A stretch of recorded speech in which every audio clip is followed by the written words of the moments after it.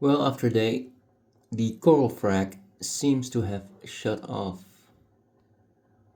its coat of reef glue. I accidentally got on it. So that appears to be going quite well. I thought it was gone.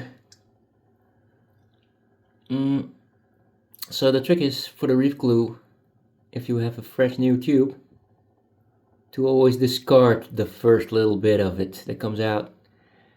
Put it on a piece of paper, logically, yes, but I didn't take it seriously. So that's what I always do now, and then the remainder of the glue, so then the real, it's really good, the reef glue. You see that it on the frag, 3D printed frag, and I'm quite happy with.